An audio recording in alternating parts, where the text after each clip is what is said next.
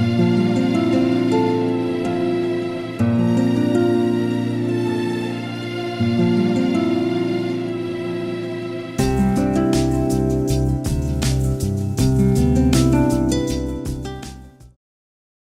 a great day for a walk in the garden.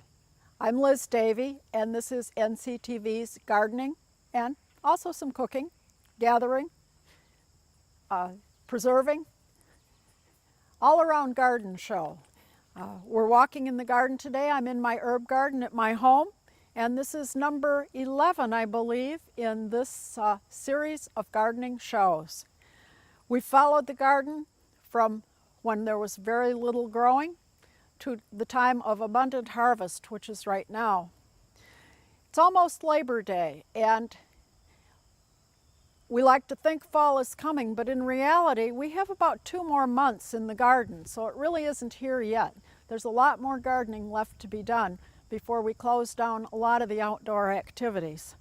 But we're still getting ready. So I'm in the herb garden today, and we've been harvesting a lot of herbs. Too late to plant anymore. But today I'm going to harvest some of the herbs for cuttings. And we're going to take some cuttings today and plant them so that we can take these plants inside for the winter later, and we'll have them available. So what I'm going to do is just take the tops off some of these herbs that are not hardy. These are the scented geraniums. We also have the lemon verbena. I've tried with lemon verbena to take cuttings and keep them. I haven't been real successful, but we'll give it a try again. One year I'll get it. So we take a few of those. The mints and the other herbs will come back. Right now we have the garlic chives in bloom, covered with bees, I might add. And a lot of the others are ready to use. The rose that I have here, Rose officinalis, is forming hips. This will be kind of colorful in the next few weeks, we hope. And let's see if we have anything else to take cuttings from up here. I don't believe we do. I would like to point out, though, the agastache, and it is a licorice flavored herb. You can use the leaves. This is Blue Fortune, and it has the blue flowers. I want to be sure to deadhead this one when the flowers cease to bloom. I have another one down in another area of the flower garden because I like the flowers at this time of year, but it does reseed quite prolifically. So if I don't want it all over to dig up next spring, I need to deadhead it now. We're still picking chives and mint, and for today's cooking, we're going to be using some of the Kentucky Kernel mint. This is a very pungent, minty spearmint, and it's delicious, and it will add to our recipe. We're also using some of the oregano.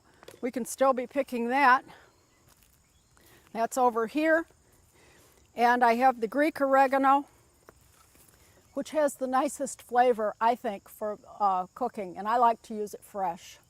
We also have a variety of thyme and other herbs to pick. We have another scented geranium down here. We'll take a few cuttings of that one too. They come in different flavors, as it were, which are more scents than flavors. They can be used in cooking, but I like them just because they're nice in the garden, very attractive. So we've taken some cuttings. We'll be taking more as we go along and putting them into pots on the garden bench a little later. Now let's move over to the perennial garden, and this time we're going to the other side of the perennial garden. I wanted to show you a shrub called Caryopteris or blue mist shrub. They come in different varieties, but the nice thing about this one is it's a shrub that blooms now, and you can see the bees love it. It's covered with bumblebees, a few honeybees, and a variety of other ones, mostly bumblebees I think today. But the bees are really happy with it, and it's a very nice shrub for this season. It blooms in the early fall, and it really adds some color where there isn't a whole lot going on. Things are just not blooming right now as much. We're starting to get some of them blooming, the fall things, but A little too early for the asters and chrysanthemums, and the blue mist shrub fills in very nicely. Again, it comes in several different colors, mostly shades of blue from dark to light. And this shrub you will not cut down. It's more like a perennial, but it does have a woody base, and you do not cut it back until spring because it's a semi-hardy perennial, kind of like lavender. And that too, you leave alone until spring to do the pruning. So you don't have to do anything with it this fall except enjoy it. Now we're going to go over and dig up a perennial for replanting. This peony is clearly in too much shade. It was planted when the tree was a lot smaller, and now it's just overgrown the area, and it's too shady here. I've put in some nice hosta next to it in the shade, but the peony is not doing much of anything. It's just filling out with some foliage, but no blooms. So what I'm going to do is replant it. And I'm going to put it in there, and we'll take that over to some of the rest of the garden and replant it. We spoke about the poppies a few times ago, and we were waiting for the seeds to mature. And you can see right here, I'm shaking a lot of seed just into a little bowl. Some of them haven't matured, but when they start to turn brown, you'll be amazed at how much seed you can shake out of these. The tops open up when they mature. We can come over here to some of the larger ones. They will bend over as this one has and shake out their own seed. Hence I will have poppies here next year, undoubtedly, because they spread their seed now, but it will grow next spring. And there will be prolific numbers of poppies. You can see I've gotten quite a bit of seed just out of these few.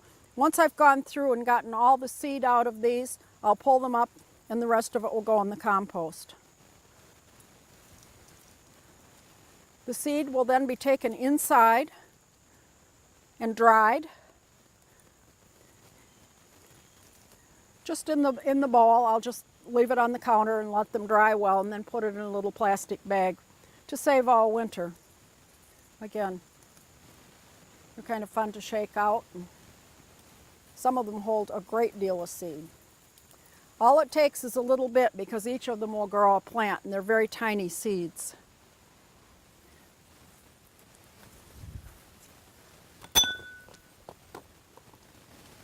This is a grass that I planted. It's a medium-sized grass, and it will look a lot better once we get this poppy out of here, which now that I've taken its seeds, we can just pull it up. And we also have new blooms on the daylily. This is a daylily that keeps on blooming. Stellodoro is one of them. This is Happy Returns, which is a little paler yellow. We have sedum down in front, and this will bloom soon. The sedums tend to bloom in the fall, and this one has kind of a turquoise almost foliage with red tints. And I thought this grass with the red tints as it goes into fall would look nice with it. Now I'm going to move down and replant this peony.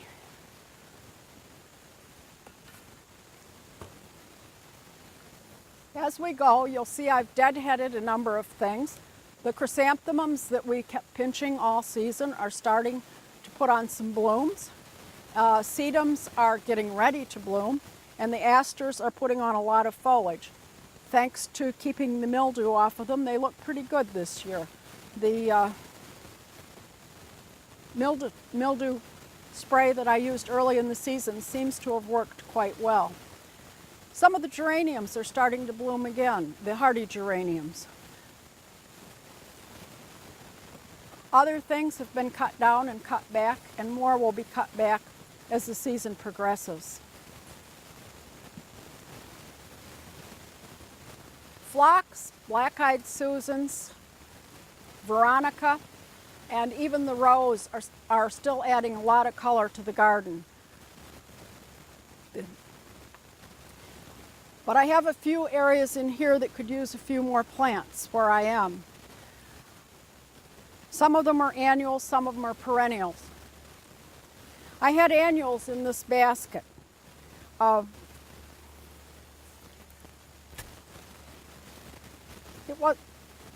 They weren't doing too well. They missed a few rains and a few waterings, so we had a little drying of the foliage.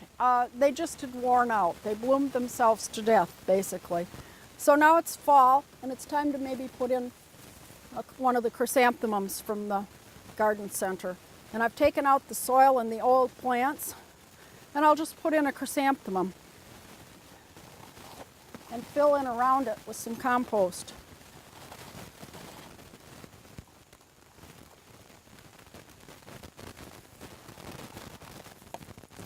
I'll need to be sure and keep this watered unless we get sufficient rain as we go into fall.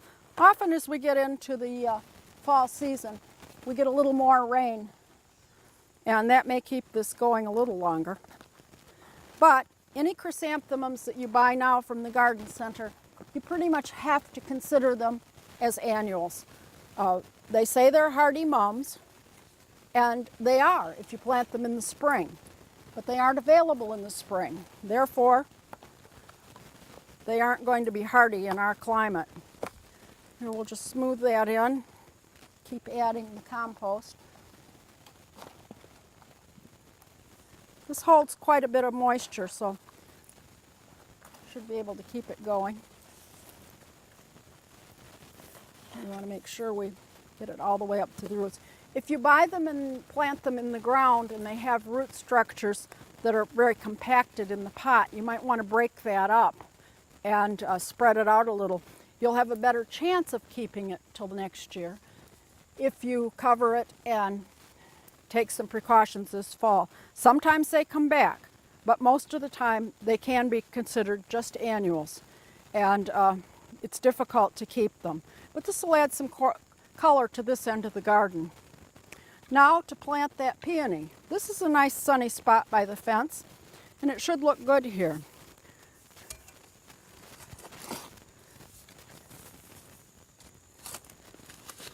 I know I don't have anything else planted here, so we'll put the peony in. It'll probably take it several years before it reaches the size to bloom. But I have several good-sized roots that I can add, about 3, and we'll put those in.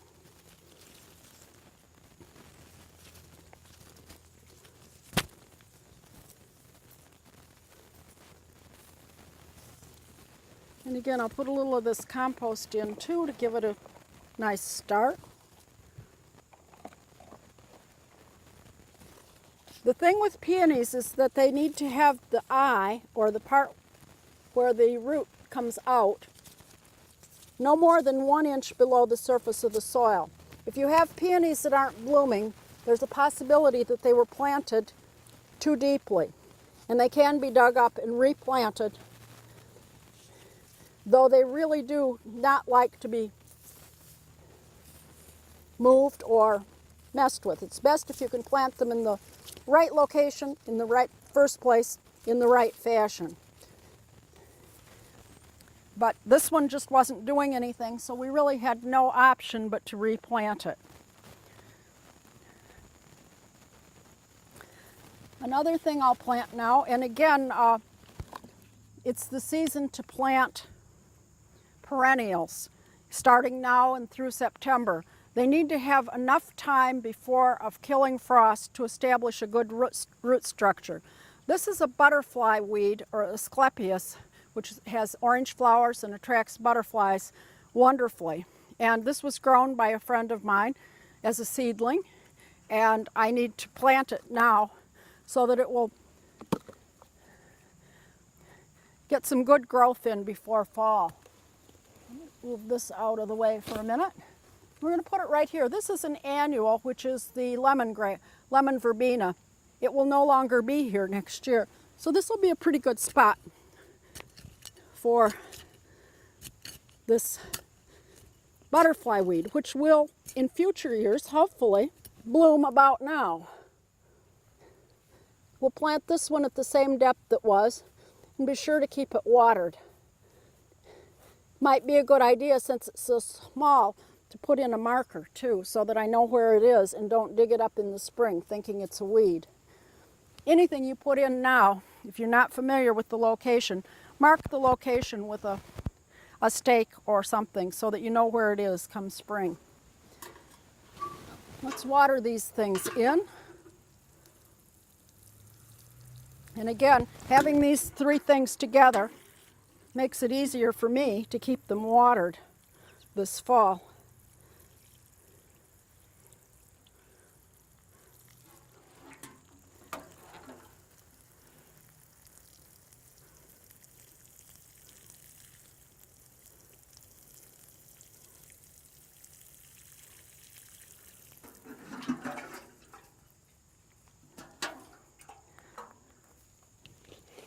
This lovely planter sat on my patio all summer, and it was given to me at Easter time by my son and daughter-in-law, and it's really been beautiful, and it's bloomed prolifically. The plants are healthy.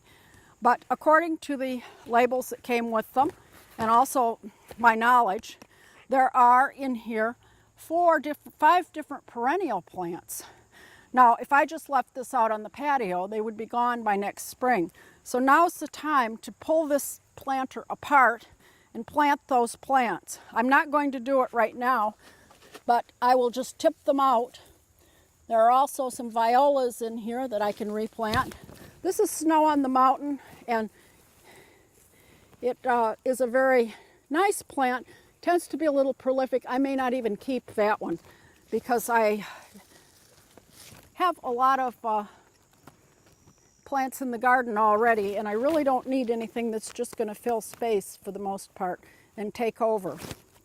But I will pull out the other plants. There's a very nice heuchera and also a perennial geranium that I will add in the garden in empty spaces as I find them. So if you have any perennials in pots, now's the time. There's also an English daisy, and that should bloom with the bulbs in the spring.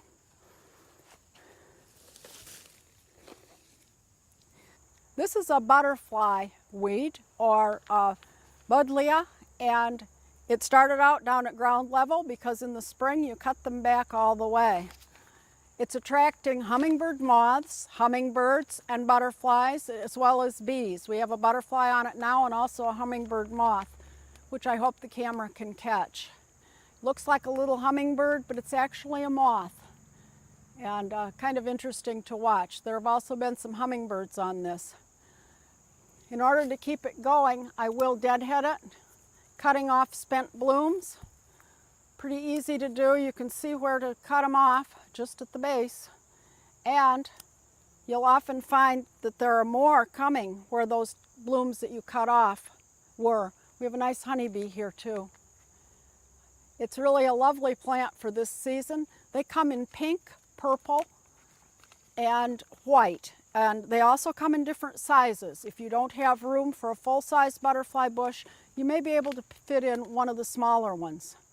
We do have a couple butterflies flitting around in this area. And it's one of the best things to plant if you want to attract butterflies and hummingbirds. I have several of them in different spots in the garden. And at another garden, I planted some lower ones that are white, which are very attractive. They're in all the catalogs, and you'll find them also at the garden centers. Probably in the spring or early summer, you'll see them advertised. They start out quite small, so be sure you leave enough room if you get the full-size version. Here we go with another butterfly flitting around. Really a nice plant, and one that I don't want to be without. And it goes back to nothing in the spring, and then everything now. It grows very quickly to this size. So be sure you leave enough space, but it can cover bulb foliage and other things as it grows. So you can plant bulbs in the area this fall, and then when this grows up, they'll be covered. Now on to the vegetable garden.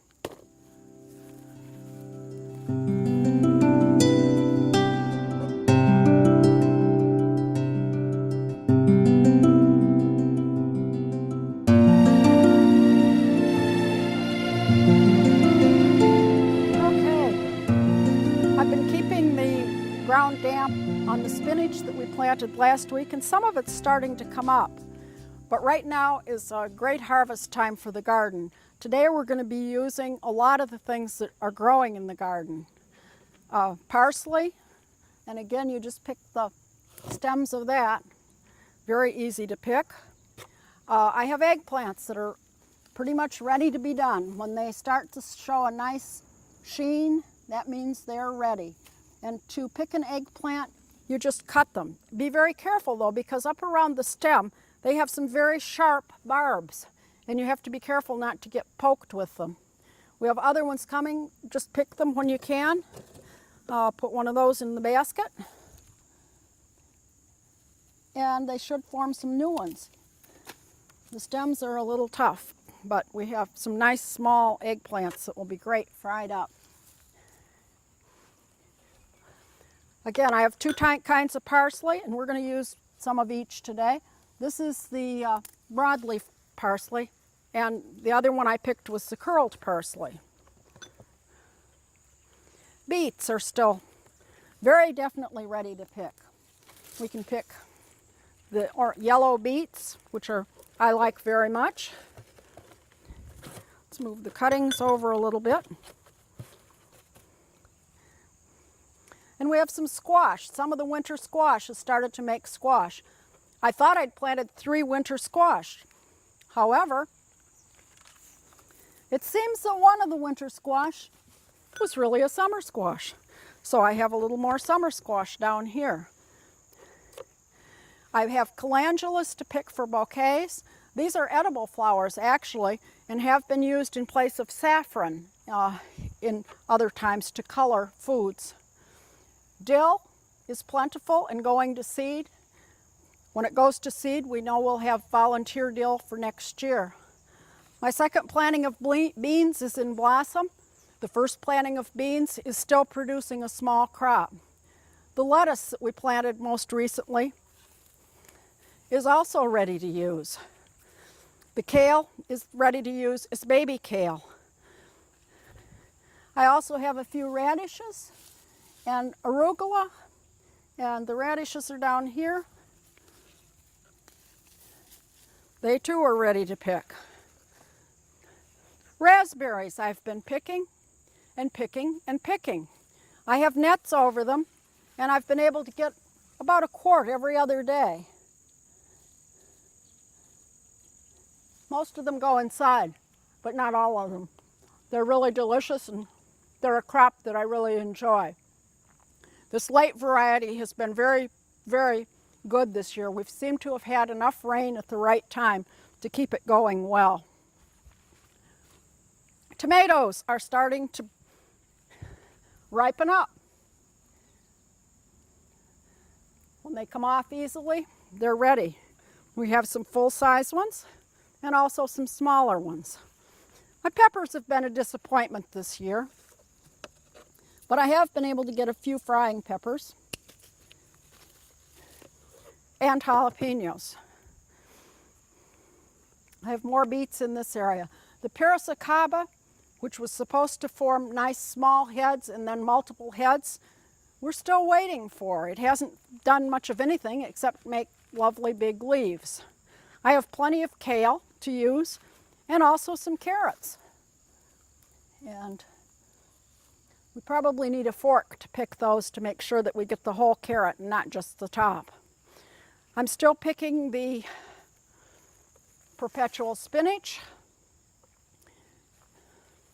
and cucumbers. Our cucumber tower is producing extremely well. Check it every day or so, especially after a rain, and we can pick 1 or 2 cucumbers every other day or so. It depends how large you like them. We like them fairly small, about this size. You can use them for pickles, you can use them fresh. We'll be doing that, but they are growing, and you have to be sure to check inside because they can hide in the foliage. Basil. Today we're going to be using quite a lot of basil, and that you just keep picked.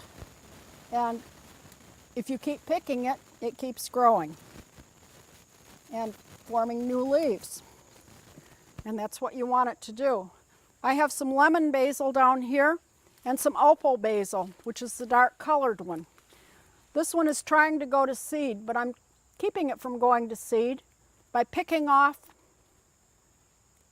the blooms as they form. This will make it possible to use the leaves longer. This is a particularly good one with fish. Also, lime basil is also good with fish. These are our parsnips.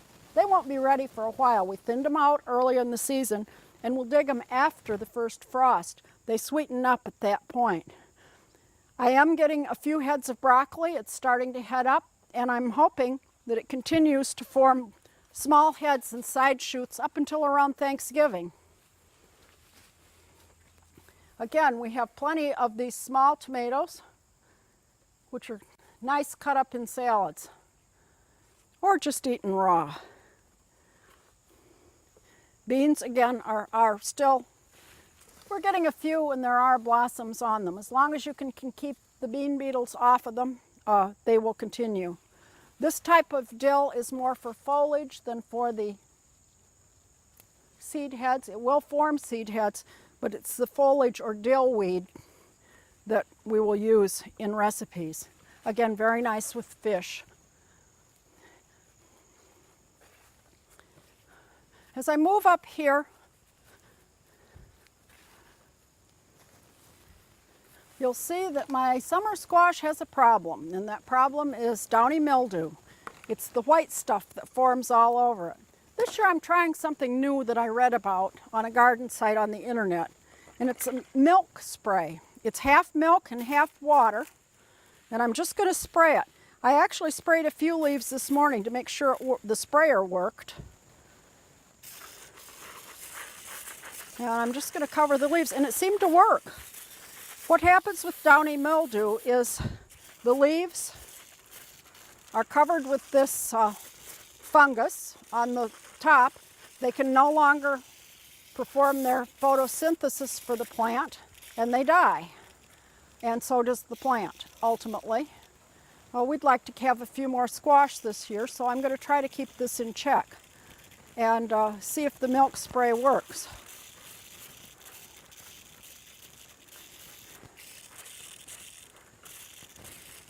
Stay tuned and we'll see what happens. But I just want to cover all the leaves with this spray.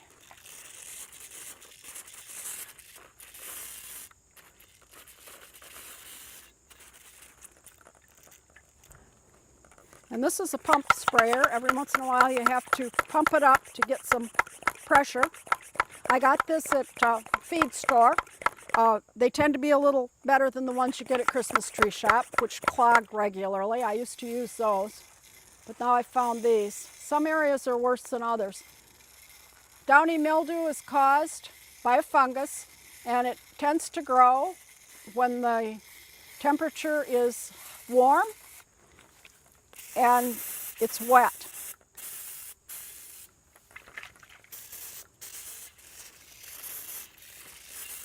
And we'll see if we can control this with this spray. The one thing about a milk spray that they did caution is that when you make it, you need to use the whole thing. You don't want it to stay in the sprayer and turn sour. It may turn sour on the plants. Time will tell.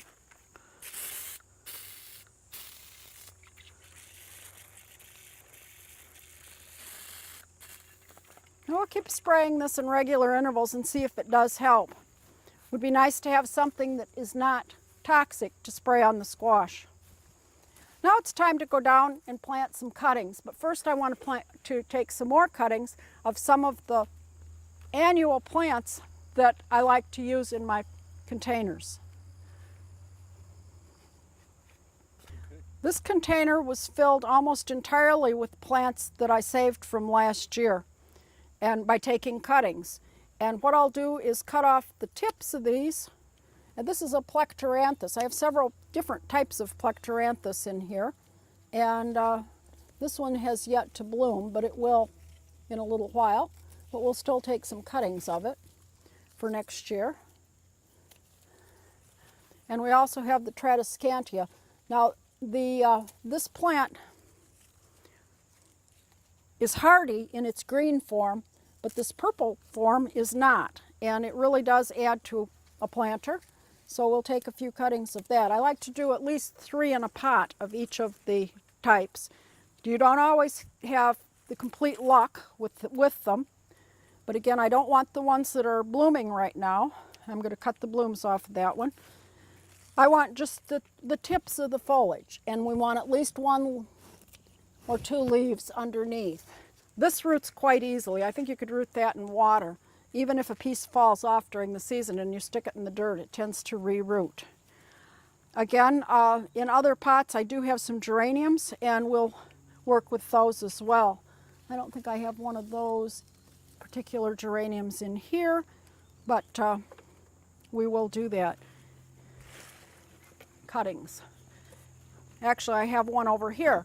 Coleus can also be rooted, and the process is the same. Again, you want to have a few leaves from the top. We're going to take off most of them, but we'll try this one and another one. And if we can keep these going, we have made some good progress on growing for next year. I didn't get enough leaf with that one, so we'll just put it down and let's see. There's a good one. And then this colorful coleus. Be nice to have some more of that.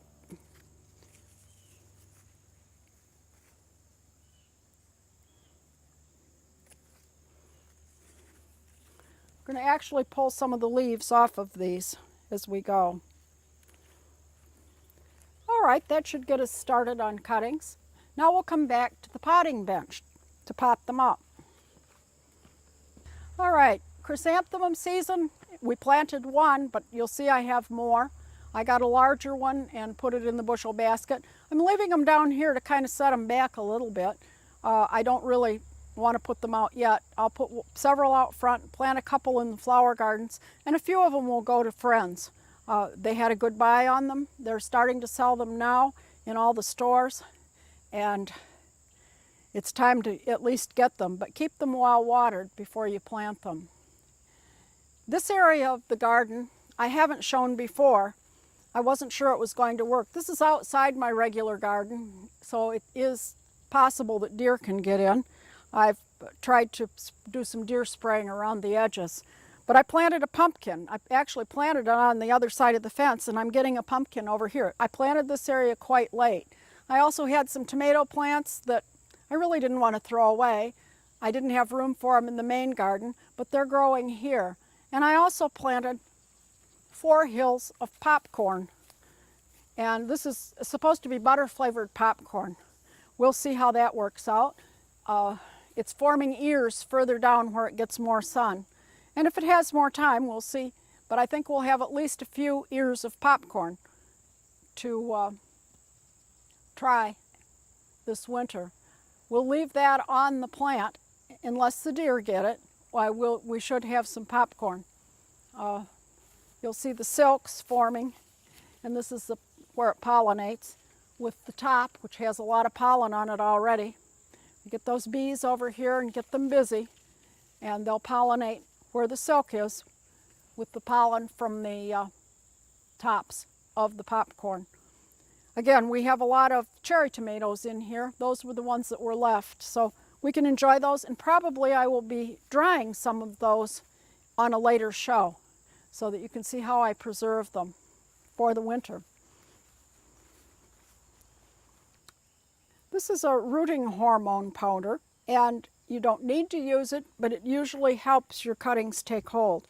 And rather than dipping the cutting in the jar of powder, I'll put a little bit out into a little cup so that I can use that to dip my cutting in. These are cuttings I already took that have taken hold and grown. Some basil, I planted that, and also this is a fuchsia, and I have this in a pot out by my pond, and one of the branches was broken. So I potted it up, and it's blooming right now. I'll take that one into the house this winter and try to keep it going.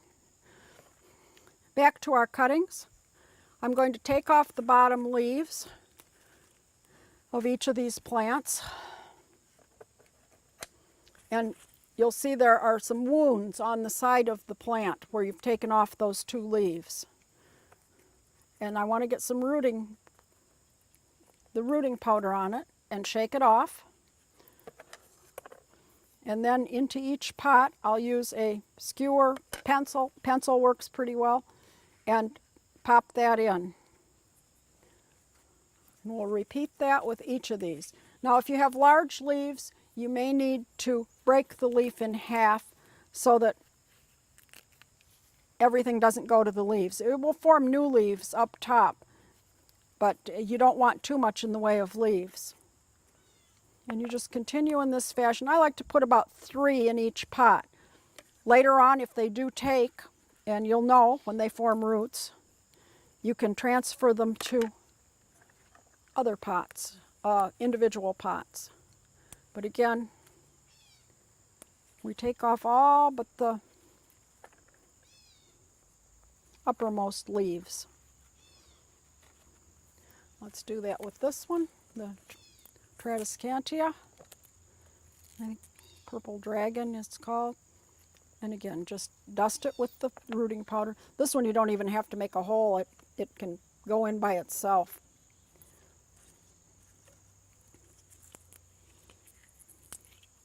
Break it off a little more. And again, rooting powder.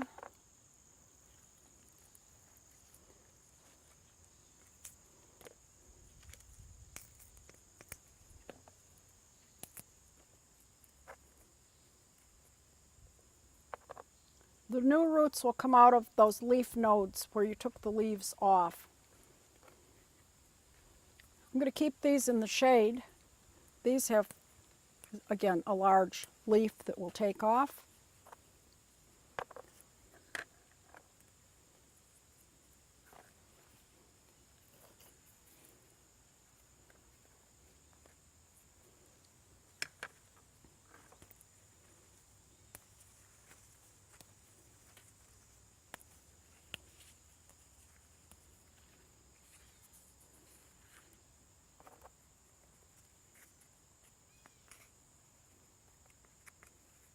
Dust it and plant it.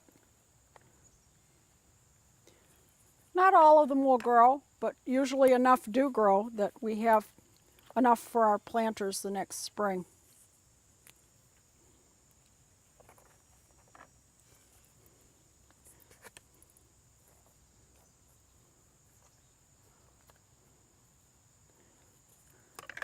We'll continue in this fashion, also doing it with the herbs that we picked. This is the scented geranium. These tend to root fairly well. And again, I'll take off some of the outer leaves, leaving those leaf areas to form roots.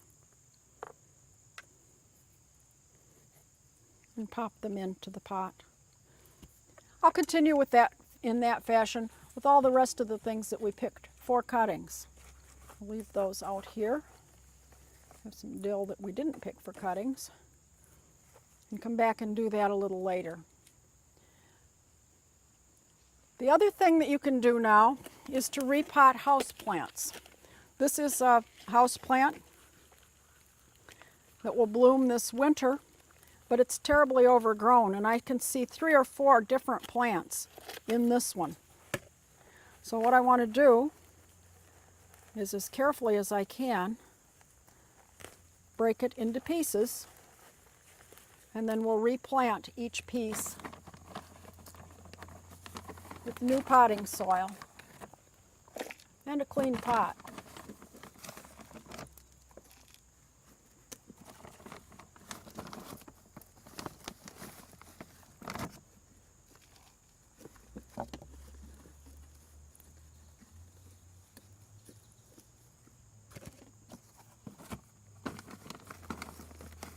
I may not want all of these plants, but if they do grow and prosper and start blooming, they might make a very nice Christmas gift for some plant-loving friends.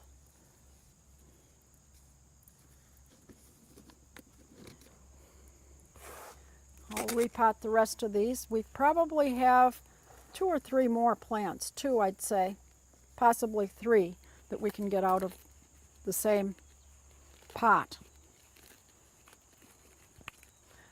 we do want to water all of these as we go. Once we've done the cuttings, we want to keep them moist, not soggy, but moist.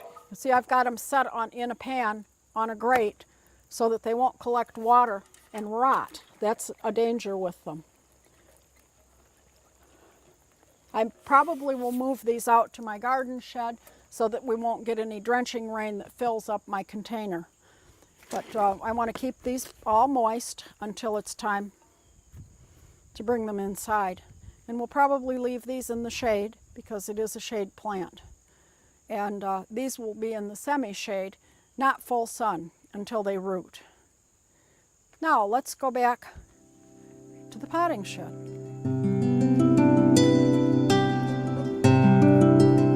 2 weeks ago we harvested the garlic, and now it's ready.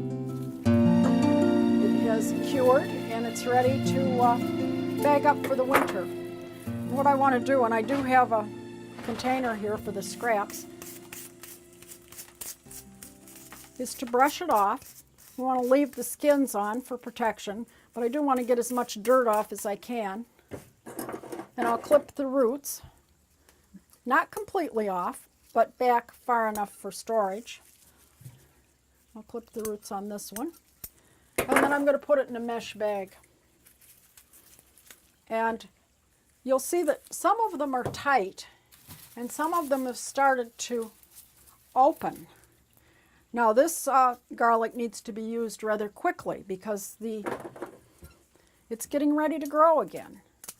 I can either replant this for next year's garlic crop, and I probably will do it with some of them, but I want to separate these, and those with the nice tight heads are the ones I'm going to put in the bag, and those will last a long time. The ones that have the more open heads we will use rather quickly, or at least put them on top of the bag. Again, trim them off, clean them off, and then save them. They can just stay right out here, and they'll be ready to plant in October. And we'll take 3 or 4 of the nice sized heads that are open and replant them in October so that we'll continue our garlic growing for next year.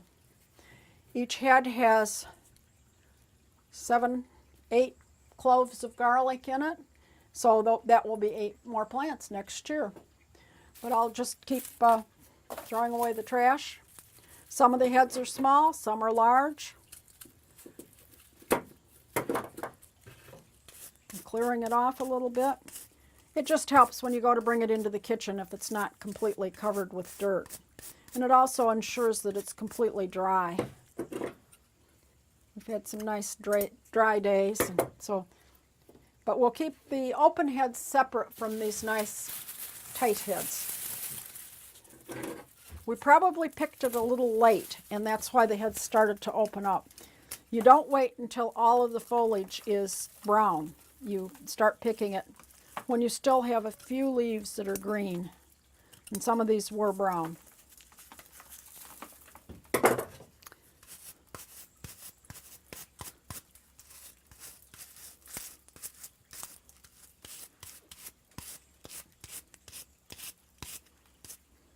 Ready to store, and then we'll hang this up. I keep it in my garage near the house so that it doesn't get too cold, and it will last until spring. We'll have garlic all the way through the season. We have some more seeds to collect out here, and I'm going to move over to the impatiens plant that's down behind the pond. I had good luck with my impatiens this year. It was a trial because of the virus that has attacked them. But these did pretty well. Whoops, there goes a frog right out of it. I don't know if the camera caught that one or not. The impatiens form these little bubbles or seed heads. And I use a little bowl, and it'll pop right in there. And they pop. They really do pop. And the seeds are inside. And the idea is to pop it right into your cup and save them. And then again, we'll dry these, and they'll be replanted in the spring. I had mixed colors. I have another planter over on the other side, and I'll do the same thing. Every time I see one of them that has formed a seed pod, I will There were 5 or 6 on this the other day, and they have already popped themselves, I think. But this is a very common thing with impatiens to form seeds, and you can replant those seeds and you'll have more impatiens.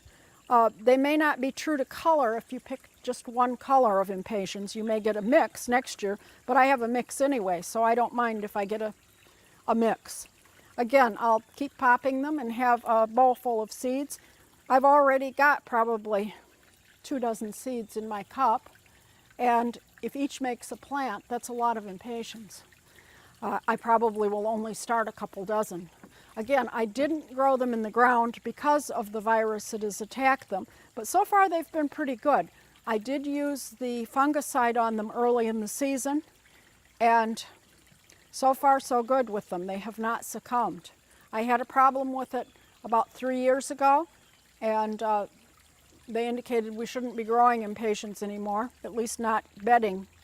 Many people put out great large beds of them and had lost them all that year. So I tried a few in pots. If they hadn't worked, it was no great loss. And I'll probably do the same thing next year. It worked well this year. When we had impending rain when they were younger, I brought them in. Now that it's growing cooler at night and getting towards fall, I haven't brought them in when it rained, unless we have a really hard storm, to try to keep them from getting too wet and soggy. But that's another thing you can save seeds from. And there are other plants. Look for seed pods, save a few, try growing them. You might be surprised at what you'll get. Now it's time to go in and see what we can do with our harvest. Now it's time to do some things with the things that we harvested today. You'll remember we made the pickles, the refrigerator pickles last time, and I'm going to set those out because they're ready. We can use those anytime. We have been using them. In fact, I've even made more.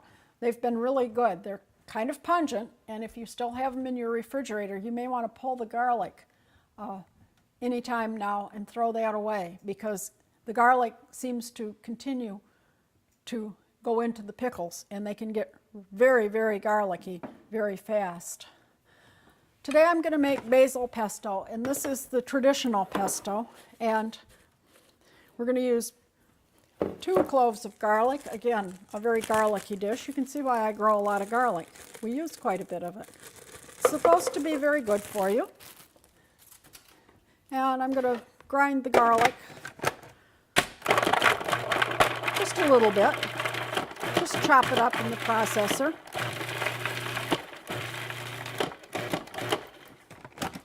Then we'll add basil. And I've picked and washed and taken most of the large stems out of about 3 cups if you mat it down pretty well. We've got our garlic. I'm going to add 2 tablespoons of Parmesan cheese. You can add more cheese. Some people, I'm going to be freezing this batch, and some people don't add the cheese at all until after they remove it from the freezer. I like to add a little now and more later when we use it, either with pasta or in soup or on pizza. Lots of uses for pesto, and it really is a taste of the season. We'll add a 1/2 cup of pine nuts. Pine nuts are the traditional thing to add for pesto. However, you can use walnuts or almonds, and if you use a different type of basil, for instance, the lemon basil to make your pesto, you might want to use almonds or another nut. I'm also going to add about 3/4 of a cup of olive oil.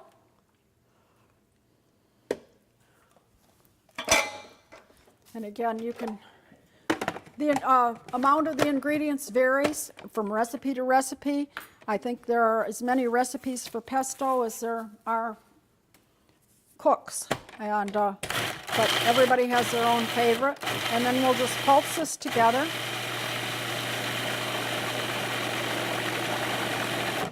And probably need to scrape it down a couple times. What we want is finely chopped. Traditionally, pesto was made in a mortar and pestle, and it was hand ground. And some traditionalists still like to make it that way. This is a lot faster. We want to just keep it going.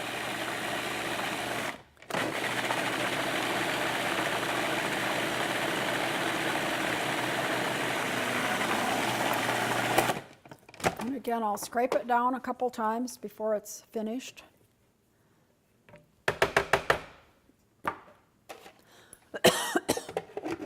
Strong garlic.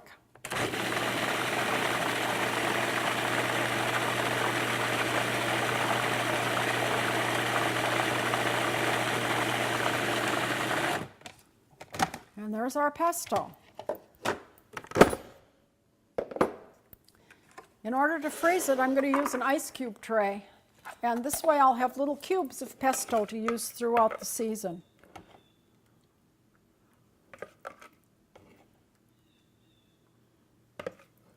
Once this is frozen, you can let it thaw just ever so slightly, just enough to get it out of the tray, and bag up the cubes and label them. And you can use this then a cube at a time by keeping it frozen. You could also put it in small containers if you have particular recipes you know that you'll be using and how much you need to use, if you want to use it with pasta, for instance.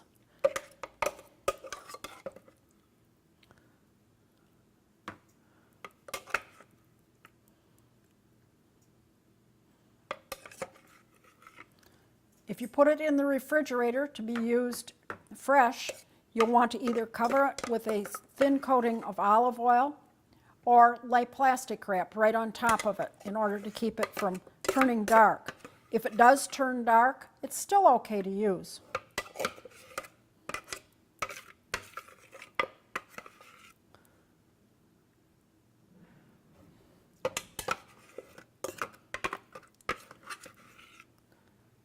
It will taste the same, it just won't look quite as nice as far as a bright green color. I'll probably be able to scrape this out and fill that last cube completely. A little later. Okay, let's put the food processor away and continue with our cooking. So there we have pesto ready for the freezer. And last time we also made some herb vinegar. This has been sitting out in the sun in the garden, and you'll notice the color has come out of the leaves, but it's infused the vinegar with the flavor of the tarragon, borage, dill, and basil that we used. We need to strain this now.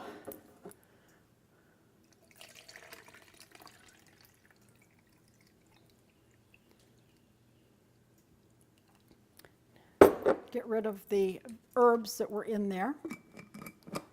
We have a nice kind of pale gold vinegar. Smells really nice. And I have some nice little bottles to put it in. You can find bottles like this at Christmas Tree Shop and other places like that.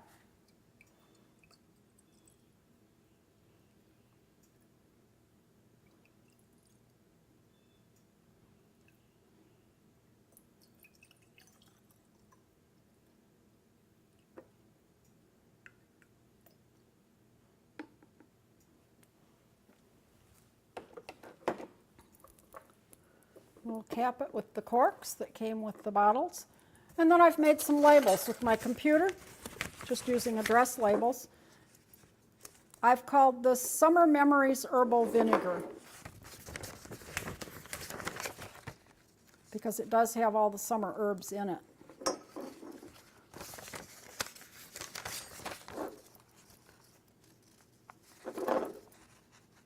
We have that available. We'll keep this in a cool, dark place, so a kitchen shelf is just fine. And it's available, and you can use, again, that makes a nice food gift from your kitchen. The next thing we're going to make is some herb butter. And this is another way to preserve some of your fresh herbs.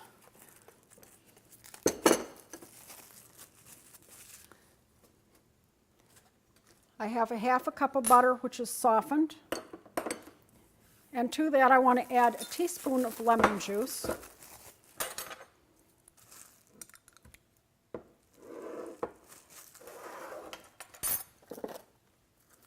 1 chopped shallot. Again, the shallot is of the onion family. I'll put that right in.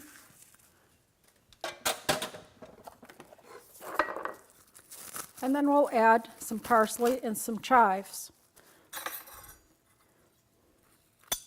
2 tablespoons of chopped parsley.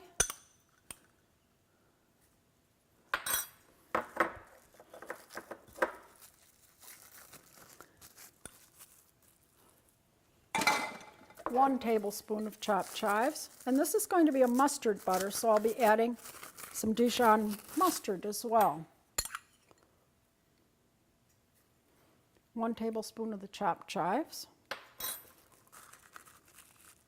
Recover that.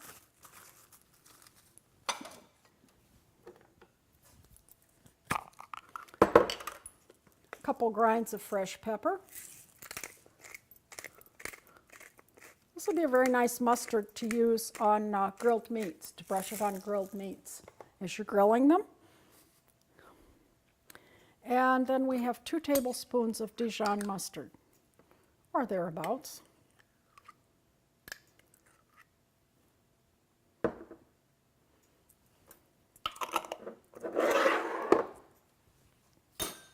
I'll mix that all together. We have a mustard herb butter. You can use all kinds of herbs with the butter. If you use some of the things like lemon verbena and lemon thyme, you can make one that's very good to spread on quick breads, banana bread, things like that, lemon bread. This has the more pungent herbs. You can use rosemary if you like that flavor. Basil. Again, we're just going to mix it well. Usually they have a little lemon juice, not a lot, but just a little. This has the addition of mustard, so it's going to be quite pungent. And what I'll do is, this being all mixed, I'll put this in the refrigerator a little while to firm up a bit. It is butter, and it will firm in the refrigerator. And then what we'll do is form it into a roll and then put it in the freezer as we have a roll of butter, and then we can cut off pieces as needed throughout the season. So those are things we've preserved. Now let's make some things that we can eat right now. And the first thing I'm going to make is tabbouleh. And tabbouleh is a salad that's made with bulgur wheat. And bulgur wheat is wheat that has been cooked and dried. So all you have to do to prepare it is add it. This is 1/2 cup, and I've added a cup of water to it, boiling water, and let it set for about an hour. And that's all you need to do to it. You don't need to heat up the kitchen to make tabbouleh. But you do need to heat up your chopping knife because it takes a lot of chopped ingredients.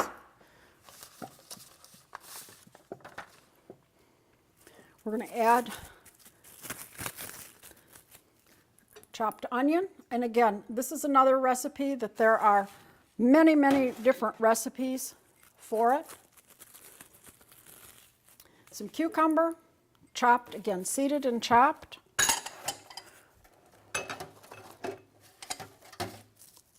Our main ingredients here would be parsley, and we're using a lot of parsley. This is a salad that uses a lot of parsley and gets a lot of its flavor from the parsley and also from mint. And we picked the most minty mint that I have to add to this. And again, a good portion of mint. Proportions vary depending on the cook. We're going to add a little salt, just a bit. And then some tomatoes. And I think I'll use the spoon to get these out. And again, proportions are kind of at your own discretion. These are pretty juicy. They're just tomatoes that have been chopped. I'll stir that, and then we need to add a little dressing. And for the dressing, I'm going to use lemon juice.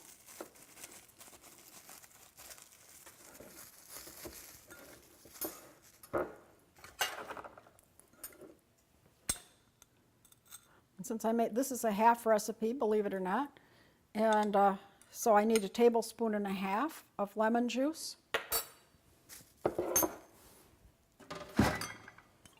And about 2 tablespoons of olive oil.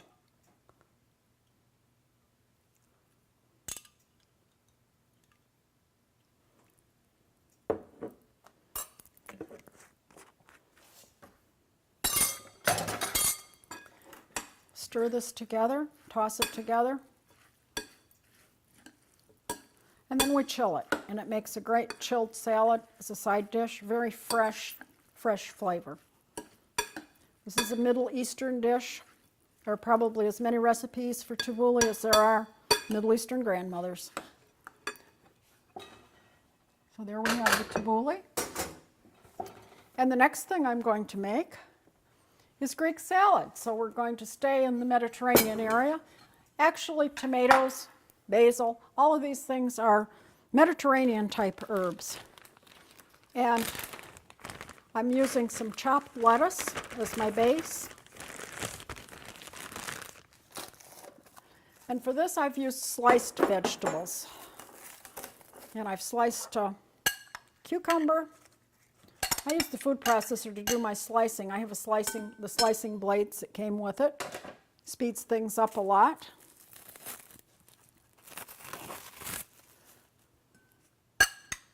Sliced tomato. For this I use the plum tomatoes. They make nice little slices in the salad.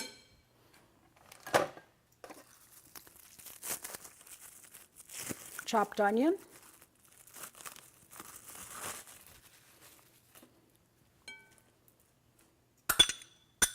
This was sliced very thin.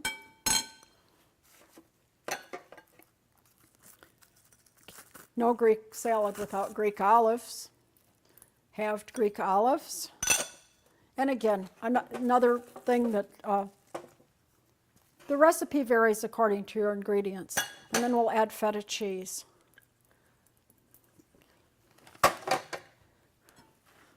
We can stir this around.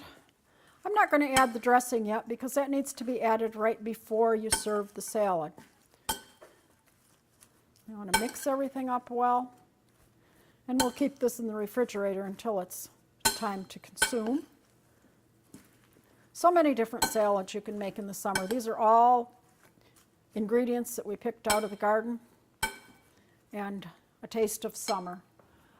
For the dressing, I already made that in the processor, and it's green. And this dressing has garlic, oregano and basil, olive oil, and wine vinegar.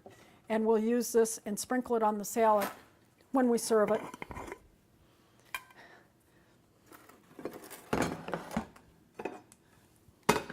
And how I'm going to serve this salad is stuffed in pita bread. Cut it in half. And we'll fill our pita bread with the Greek salad. And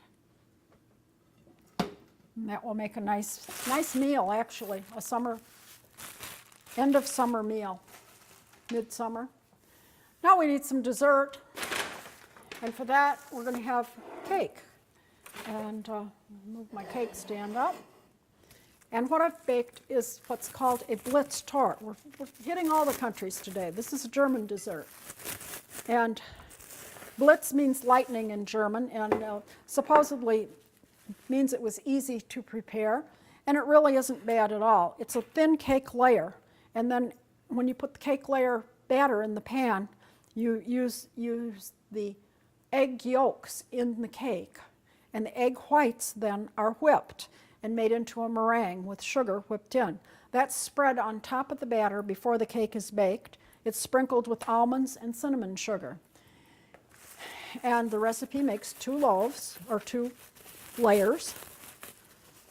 And between the layers,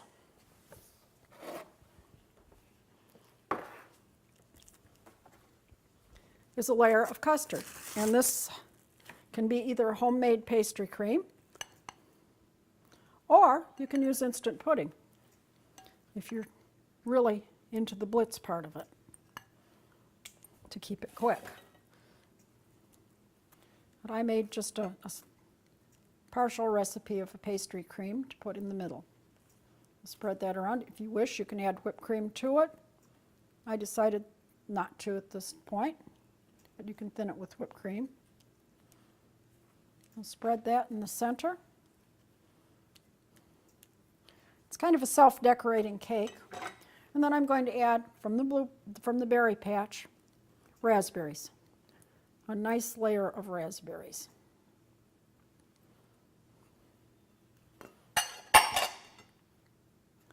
And then we'll put the second layer on the top. And there we have our Blitz Tort dessert using the fruit from the garden. I thank you for joining me for a walk in the garden today. I'm Liz Davey, and this has been one of a series of shows on NCTV on gardening and cooking with things from the garden. Join us again. Our next show will be into the month of September.